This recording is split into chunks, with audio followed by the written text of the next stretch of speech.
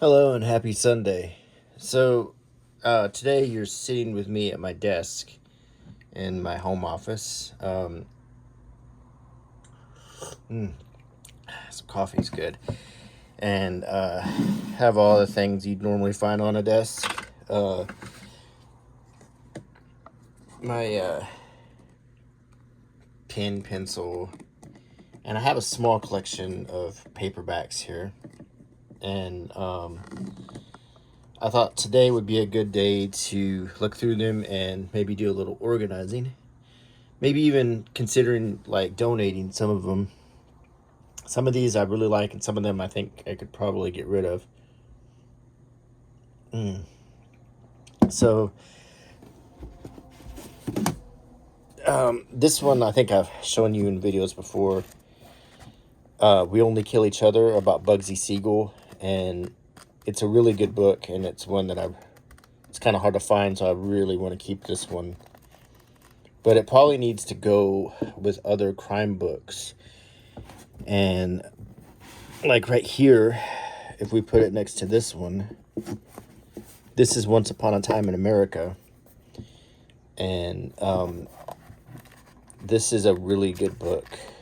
If you watch the movie directed by Sergio Leone, this is the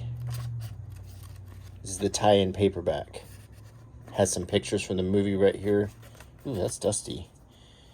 I need to do some dusting in here. It's a little ridiculously dusty. And then in the front part, it's pictures of them, the gangster characters when they were kids, and in the back part when they're grown-ups.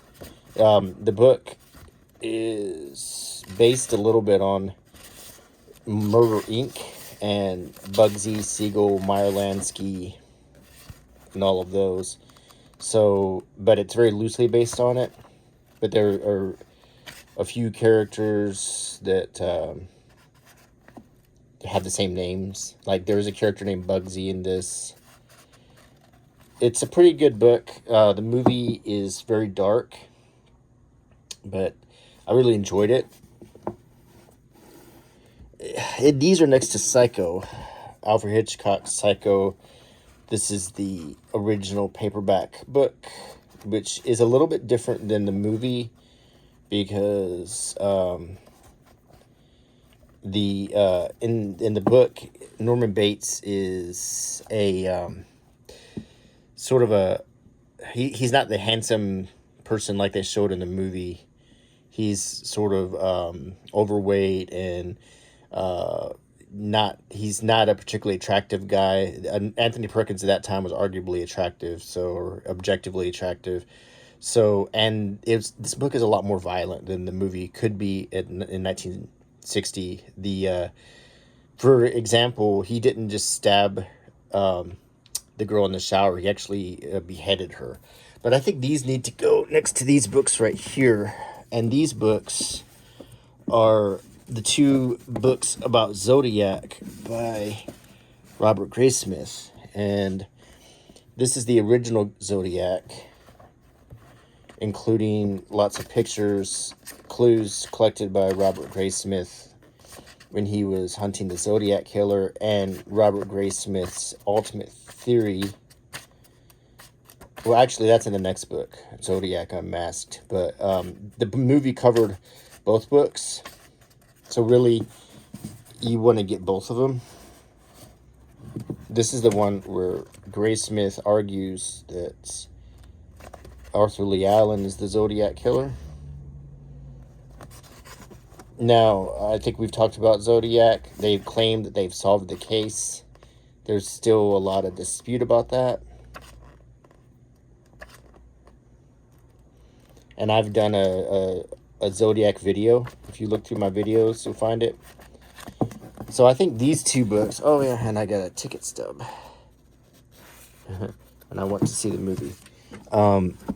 These books really belong next to Psycho right here. Let's see. Raise the Titanic. It's a really, really good book by Clive Cussler. It was made into a movie in the early 80s. And it shows you some pictures of the fictional raising of the Titanic. Clive Cussler was an author who was reminded me a lot of the guy who wrote Jurassic Park and all of that.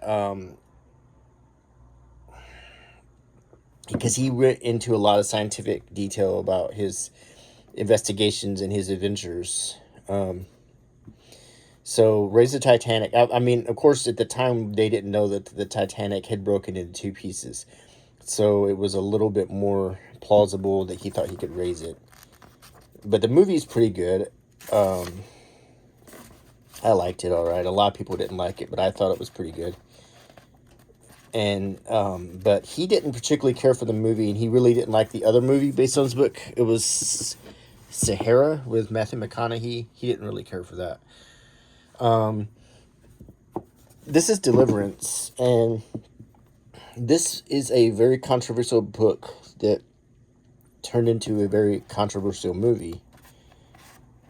As you can see, it's got the old coupon in it for Time Magazine, 15 cents an issue. What this book is about, and the movie, is some city fellows who decide to raft, and I think it was the Chattahoochee River, which is right close to where I live, and they end up coming head-to-head with some vicious kind of local characters, river folks, and oh look, there's an ad for the Poseidon Adventure. Yeah, and this was a very controversial movie for certain scenes in it that I'm not going to go into in this video, but interestingly, it had an ad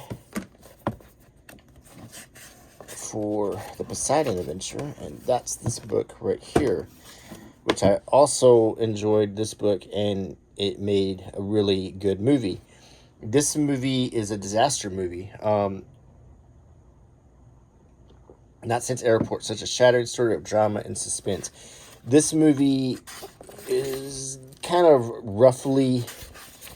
Poseidon was a titan, so you could say Titanic, kind of roughly inspired by the Titanic, but not exactly. It's a whole different circumstance that causes the ship to capsize, and then a scrappy group of passengers has to make their way through it. The book has some details that were not in the movie that would have made the movie R-rated. I'm not going to go into what they are, but a certain attack on one of the female characters was in the book, and it's pretty... I don't think it was necessary either. But nonetheless, it's still a pretty good book. So I guess these two need to go next to each other, because one advertises the other. Here is the Sioux Indian Wars, and...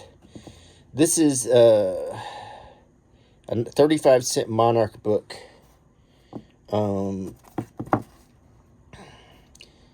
It's probably wouldn't be very politically correct today, but it was about the Plains Indian Wars. And this was written in 1962 when attitudes were much, much different. But it's a historical account of the Plains Indian Wars, the death of George Armstrong Custer, and so forth. So, and this is a very old book. There's another book called The Apache Wars that's a companion to it. And I think this book probably, if I'm looking right here, there's a book about the Alamo right here. It might go with this next to this one. The Magnificent True Story of the Last-Ditch Battle that Won Texas and the Golden West for the United States by John Myers. This Buck Travis, Big Jim Bowie, and Davy Crockett. And they even spelled Davy's name incorrectly. So I'm guessing there's going to be a lot that's going to be somewhat fictionalized. This is copyright 1948. So, but it looks like it lays out... a historical account of the Battle of the Alamo. I have a more modern book about the Alamo, but sometimes looking at these old books is interesting. I prefer looking at the older books sometimes because they haven't been run through all of the filters. Each decade has a new filter on history. I have a history degree from Auburn, and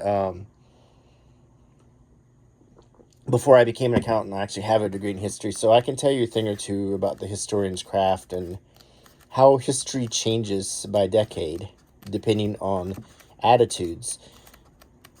So I can assure you there's going to be stuff in both of these books that is going to be much different than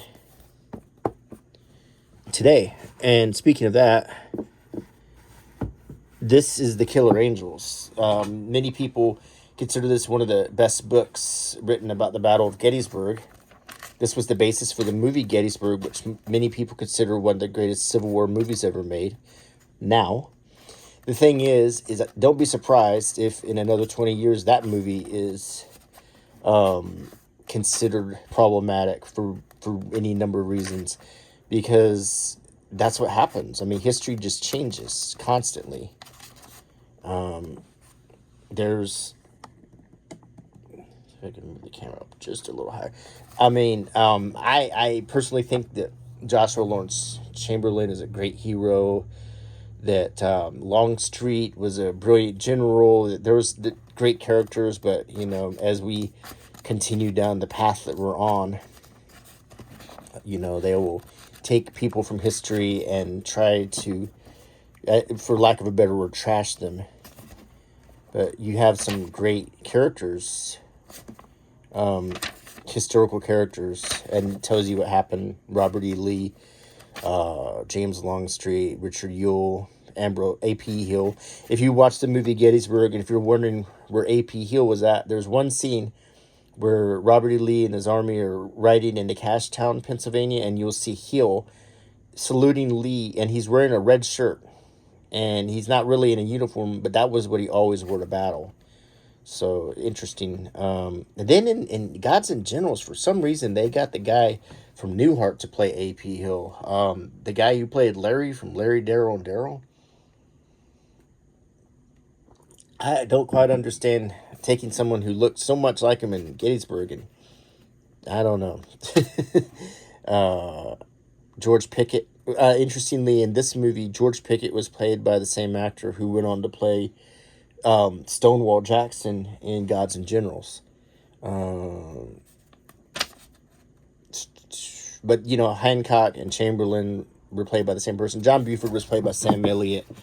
So I'm going to put this here, but I got another Civil War book, and it should be next to it. I'm sure if you watch my channel, you will recognize this book. This is the novelization to The Blue and the Gray, one of my favorite Civil War miniseries ever made. Just hands down. I've watched it several times. I love it so much. I love the performances, the actors. But the book is believe it or not, this is condensed. There's more information and action in the miniseries than in the book. They've even written out, like, Catherine's character is hardly in this. They've written out a lot of the things that were in the show. So it's hard to imagine that in 300 pages they couldn't fit it all in, but they couldn't. Because you gotta figure, watching The Blue and the Gray is like watching Lord of the Rings. It probably needs these big books to fill it all up. And probably want to go ahead and put Dances with Wolves next to that, because it does start out in the Civil War. I liked the story of Dances with Wolves, but I have the older I get, the less I want to watch the movie because of all the animal death. It didn't bother me as much when I was younger, but the older I get, it just bothers me to see that. And I know it's emotional, but I also take some issue with some of the scenes in the movie. For example, when towards the end of the movie, when the Union troops have started to occupy the fort, the small abandoned fort, and Dunbar rides up on his horse. He's wearing buckskin. He's not in a uniform. They immediately start firing on him, even though he obviously just looks like a typical Western frontiersman. They wouldn't have done that. They would have probably asked who he was. That was very unrealistic. In fact, there were many, many parts of Dances with Wolves that were highly unrealistic, that didn't match reality. And it was a good movie. It was a very well done movie, but there was some issues with it. Like the captain who was seemingly running... Wait, was a captain or a major? I think he was maybe a major. He was running the fort, and he ended up blowing his brains out after he gives John Dunbar the orders. This, for one thing, that low-ranking person would have been running this whole Fort Hays in Kansas. And number two, they would have relieved him of command a long time before that could have happened. That's just also very far-fetched. But nonetheless, I'll put it here in Civil War. And really, this Indian War should go here. And if we're going to do this in chronological order, this is Patricia Cornwell, Portrait of a Killer, Jack the Ripper, Case Closed. A lot of people think that this book has closed the case on Jack the Ripper. There's some really graphic pictures here, so I'm going to try to be careful. Pictures of the victims and so forth. And they're a little distressing. I don't want to show those. But here is some of the suspects, the letters and so forth. If you watch my channel, you know I've talked extensively about Jack the Ripper. And she's talking about Walter Sickert being the artist. And you probably heard this theory. That Walter Sickert was Jack the Ripper. That there's a lot of coincidences about Sickert's name popping up in many theories. That's true. It's true that I think he was even investigated. There is some truth to the suspicions about Sickert, and he did some strange paintings that suggested that he was fascinated by Jack the Ripper, or Jack the Ripper's bedroom, painted by Sickert in 1908. It's a view of his bedroom in the house where he was living the time Emily Dimmick was murdered. See, he definitely did some creepy stuff, but I don't think that means he was Jack the Ripper. My theory of who the Ripper is, I have a friend in London who does Ripper tours, and she believes it was Kaczynski, or something along those lines. He was Eastern European, but my theory was that it was Lechmere or Cross, the meat hauler, who was the one who was by the original body covered in blood, but excused saying that he was hauling meat. So that's who I think it was. And he was also close to all of the other murder scenes, and all the other murder scenes were on his meat route. So I don't know. I don't think we're ever going to find out who it was. But I think that will fit right here chronologically. Bill Mauldins Army is a great little paperback book of cartoons that Bill Mauldin did when he was in the service. And he wrote for the Stars and Stripes, and he did these cartoons about World War II and the kind of things that the Army troopers put up with. General Patton hated these, and he actually chewed out Bill Mauldin for making these drawings. But I think the drawings are really funny, and anyone who's ever been in the military can relate to a certain extent, I think. And I love owning this book. This is one of my favorite books of all time. And it adds a real element of humor to a really dark period. If you don't know who Bill Mauldin is, look him up. He's an important person. If you want to understand World War II, I don't think you can fully understand it unless you read Bill Mauldin's books or look at his cartoons. So,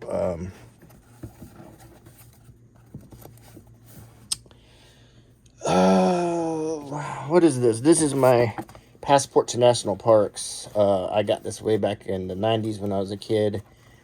And I have some stamps, at least in the western region. And I always tend to forget it, but I'm going to try to remember to bring it next time I go on a trip. As you can see, these stamps go way back. But I love going to national parks, and I always tend to forget my national parks book. So I need to bring it. I do have a few recent ones here from Pensacola, because I remembered.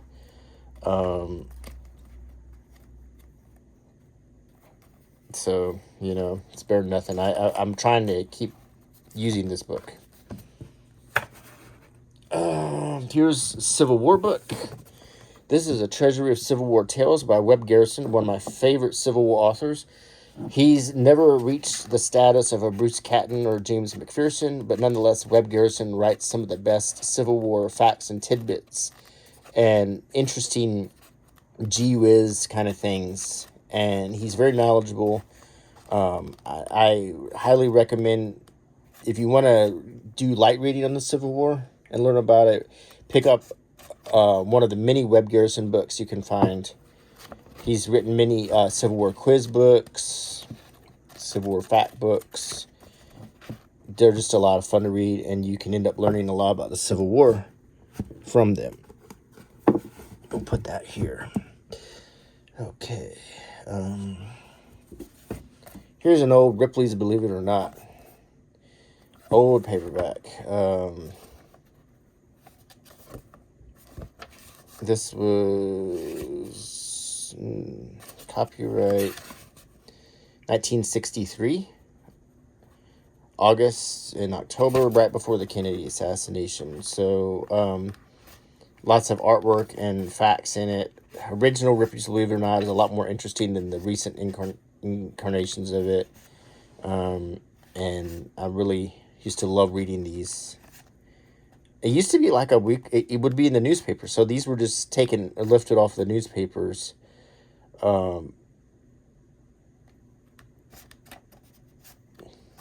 Just entertaining little thing you can pick up at any point and read it. So, I mean, it really doesn't, there's no chronological place to put this.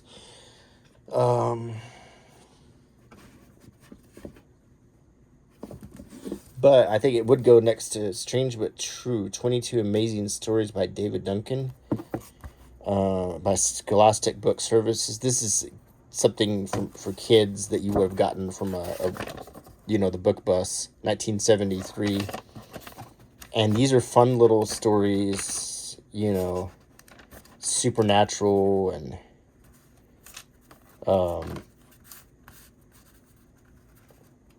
stuff like that. Just the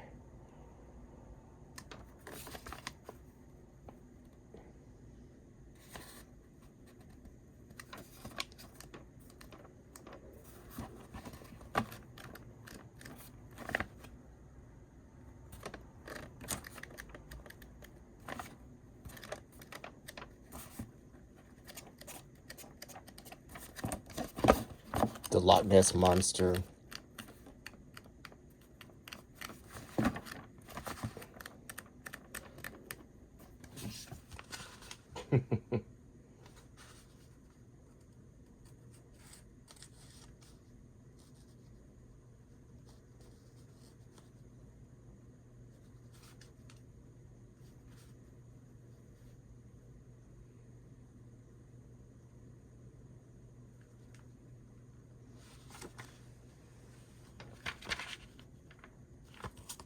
This would go next to Ripley's.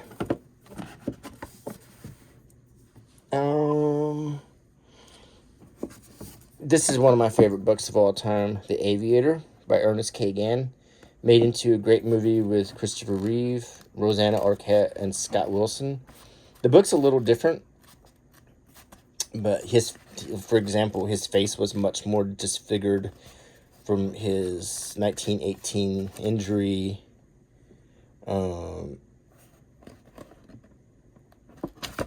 But other than that, I mean, actually, it's quite a lot different. It's almost a totally different story. I still enjoyed reading it. It's a quick read. You can read it in a day. Band of Brothers by Ernest K. Gann. I don't think it's the same Band of Brothers. But The Aviator is in the 1920s, so if we were sort of doing anything chronological, it would probably go here. Just like We Only Kill Each Other would probably go after World War II. Once Upon a Time in America. The Poseidon Adventure would go here, and Deliverance would go here. Once Upon a Time in Hollywood, about 1969 Hollywood. Much different than the movie. Much different. I think I've alluded to this before. A whole different story. He obviously enjoyed writing it, but it's considerably different than the movie. So 1969 here.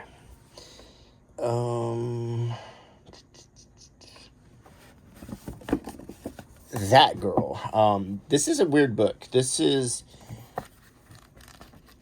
based off the TV series, a comedy sitcom. But this is not a comedy. This is like a gothic romance. They just use the characters and put them in a gothic situation. This is not... It's one of the most bizarre books I've ever heard of, especially if you're a fan of That Girl. Kind of stick her in Wuthering Heights. Yeah, I was so excited. I had gotten a part of Kathy in Wuthering Heights. The beautiful maiden faded to wander the moors for eternity in search of her lost self, Heathcliff. Donald didn't want me to go to Maine, but he had to understand it was only for the summer. It was for my acting career. It was a wonderful opportunity. So I set out for a season of series acting, only to find no theater at all, only a place called Wuthering Heights, a man whose name was Heathcliff, and that the role I was to play wasn't for the summer, it was for life. What about Donald? He'd never understand. She's a frightened young maiden pursued by a haunted moor, by a wrathful wraith. Would you believe she's that girl? I just don't understand what they were thinking. But it's 1960s or 70s. Yeah, I mean it's pretty crazy. Chariots of the Gods was a very popular book in the 70s about whether or not aliens had made contact with people in prehistoric times. You know, the Nazca lines, sculptures that look like astronauts, stuff like that. I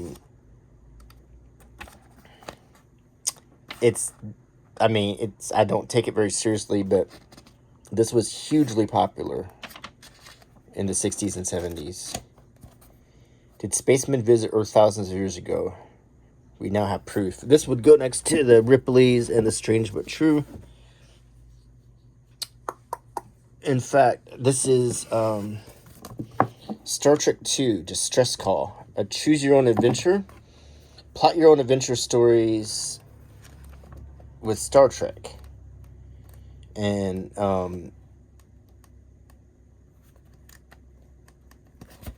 it's interesting. It's from the time period of the Wrath of Khan, but they use an old picture of the Enterprise. They got a flipped picture of Kirk here. It wasn't published with a lot of love, like a lot of choose your own adventure books. But it's still kind of fun and it's definitely unique and interesting.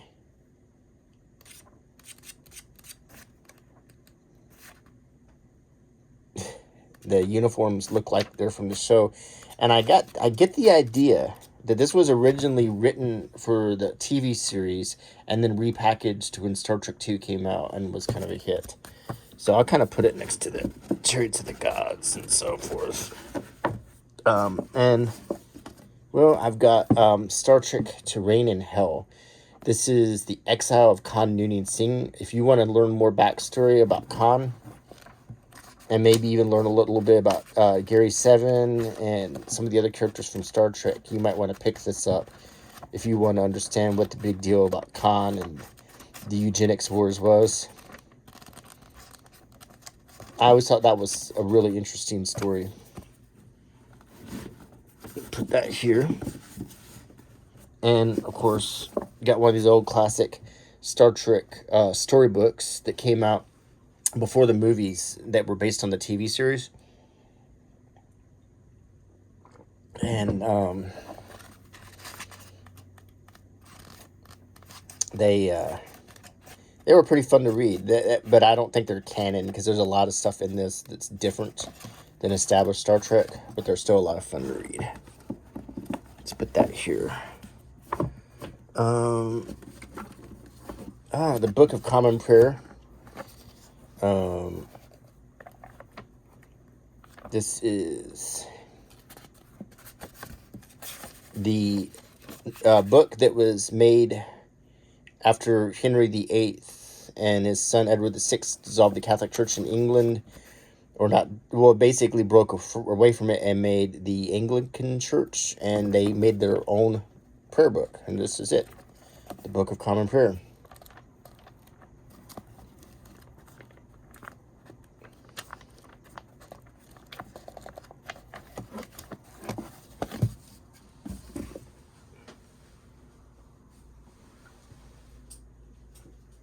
This is interesting. This is quotations from Chairman Mao Stays Tongue. Mao Zedong. You can pronounce his name different ways. This is something I got on AliExpress. And it's Chinese culture. And it starts out with a lot of pictures of Chairman Mao. And it's in Chinese and English. And it tells you all about, it has lots of quotations and explains his positions and philosophies. Just an interesting thing to own. So if you're curious, you should read about things to understand them better. And this really is probably goes in my culture section, as well as my Book of Common Prayer, probably. Because this is sort of light. Most of these are light novels or other things. This is the Jaws log. It's basically like the production diary of Jaws, the classic movie.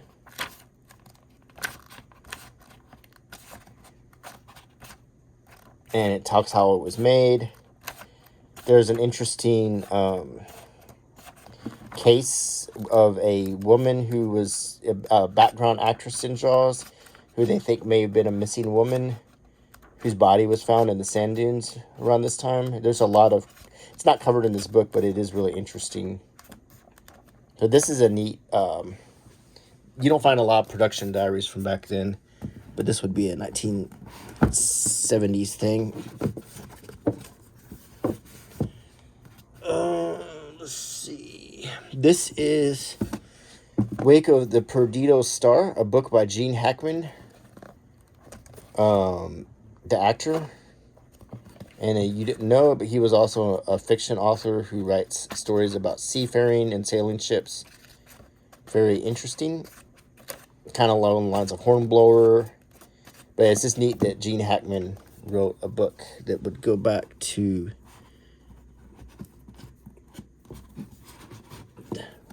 before the Alamo times. This is a crime book, Tell It to the Mafia, by Joe Donato as Told to Win Hope. About a gangster who turned his life around, found Christ, and had a turnaround. This is a very rare book. This is quite valuable. I mean, it would go with Valachi Papers, because Valachi Papers, of course, is the famous book about Joseph Valachi, and he spilled his guts, and he was the first made guy to talk about the mafia. Very, and these books probably want to go here in this crime area. And speaking of crime, I've got 3 right here. Blood Letters and Bad Men. There's book 1, book 2, and book 3. This is a crime encyclopedia. Each entry gives you all of the information about a criminal or a crime topic, and then some commentary about it. This covers crimes in the early days, Captain Lightfoot to Jesse James. Volume 2 is Butch Cassidy to Al Capone. And Volume 3 is Lucky Luciano to Charles Manson. So it covers that period of crime. And it's one of the earlier true crime books. So you'll find a lot of information here that's been forgotten. If you want to, you know, study this stuff. Crime right here. Let's see. The Red Sabbath is a book about the Battle of the Little Bighorn. Sunday, June 25th. Another one that would go next to that. Sioux Indian Wars. Copyright 1968. And it's going to describe the Battle of the Little Bighorn. Give you a 1960s perspective of it. And that would go here.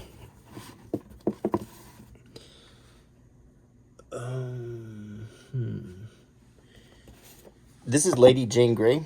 And this would go next to the Book of Common Prayer, because this book talks about the first Anglican Queen of England.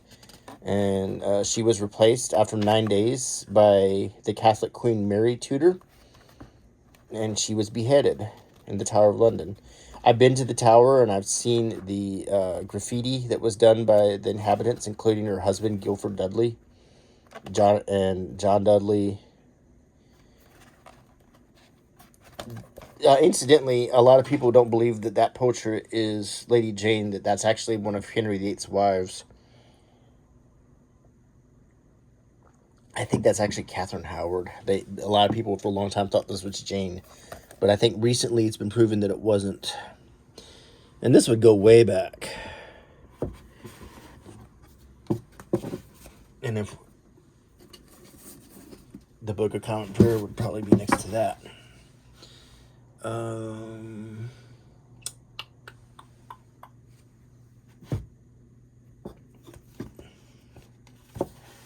This is a World War II book by Daniel King and Webster. Whoops, I hit the camera. If you saw Band of Brothers, Webster was the soldier who had studied at, I think it was Harvard. And he also did artwork. He drew like what they carried. He was the character who was injured, and then he came back and he wasn't quite welcomed. But this book was written a long time before Band of Brothers or any of the others. Actually, Webster died back in the 60s. So this is one of your earliest stories about the Band of Brothers. It was written a long time before Stephen Ambrose or any of the other guys. So if you want to really study Band of Brothers, I recommend this book. And I'll put it next to Bill Mauldins Army. It's World War II.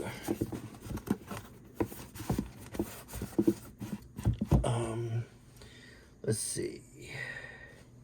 This book is called The Man Who Saw Tomorrow, The Prophecies of Nostradamus. And that's exactly what it is. It's just straight up the prophecies translated. And then it has a guide in the beginning that tells you what each century, and his prophecies were broken up into centuries. That's what he called them. Chapters is another way to put it. And each chapter is full of quatrains, which were 4-line little prophecies. And then this tells you what they were about. Obviously, most of them were about France, because he was a Frenchman. He was a doctor, a plague doctor, and he wrote these quatrains, and people have kind of like fortune cookies, you know, you can interpret them lots of different ways. I don't put a lot of stock into it, but this was the edition that came with the movie that was narrated by Orson Welles. The movie itself was really creepy. It's nightmare fuel. Has a lot of real footage of terrible things in it and stuff. But this will go back, actually, this would be around the time of Lady Jane, in the 1500s. That was Nostradamus' time.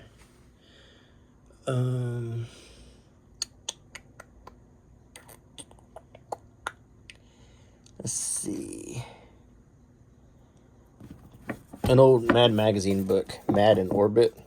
They used to make, before they made the magazine compilations, they made paperback compilations. And they were a lot of fun to read. But this is Mad stuff from the 50s. It's really interesting.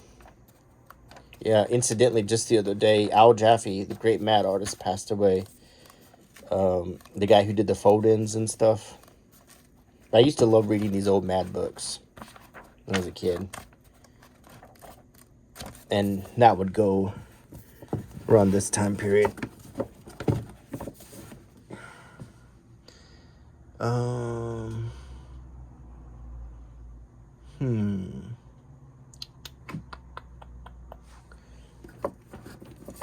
This is Narrative of the Life of Frederick Douglass, written by himself. The book that he raised money in England to write, and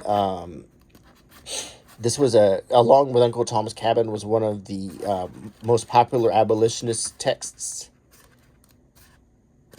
around the time of the Civil War. And Frederick Douglass was a very popular speaker, and a good understanding of the attitudes can be found by reading these books. And this would go before the Civil War started. Right around here. Actually, we should go here.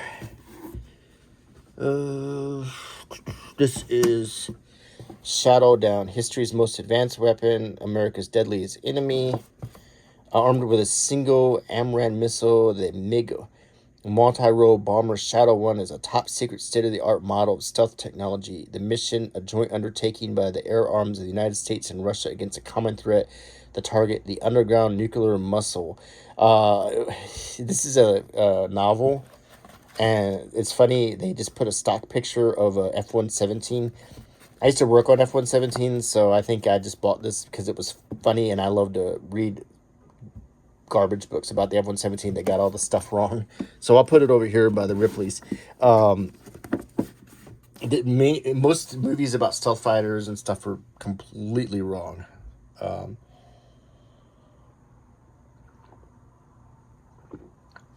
And this is Ecstasy of Me, My Life as a Woman by Hedy Lamarr. Very graphic book written from the point of view of this highly intelligent actress who worked in World War II designing, I think she designed radar or something like that. She was highly intelligent, but also a very blunt actress, and this is all of her dirty secrets from Hollywood. So, Golden Age of Hollywood, right about here. Ooh, we're getting there. This is the Iliad by Homer. I wish I had the Odyssey to go with it. I do in hardcover. But this is the story of Odysseus, not the Odyssey. Well, let me see. Or no, this is the story of... The Iliad is about the Trojan War, and the Odyssey is about Odysseus getting lost with all of his shipmates and wandering around for years and years and years and trying to get back to his wife. Yeah, this is about the Trojan War. I get them confused sometimes. Achilles and blah, blah, blah. Hector, Agamemnon. I mean, I don't know. We don't know if this was fiction or if this was based on truth. I've been to Mycenae in Greece. We're not sure if that really was Mycenae. We're not really sure if Troy really was in Turkey. So we don't really know. We're not sure if this wasn't just fiction. But it is interesting anyway. But I'm not sure if it should be regarded as history. But it would probably go in the very beginning. And the Last of the Mohicans.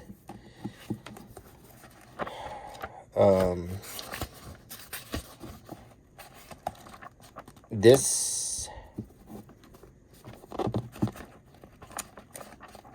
is the 1750s. So it would go around here.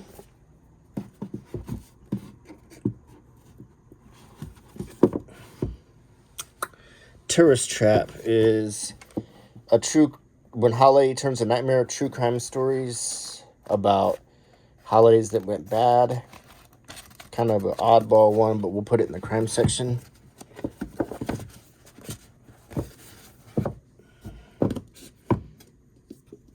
The Jedi Master's Quiz Book.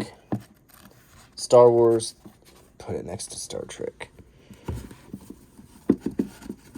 And we'll turn around and take this Zodiac stuff.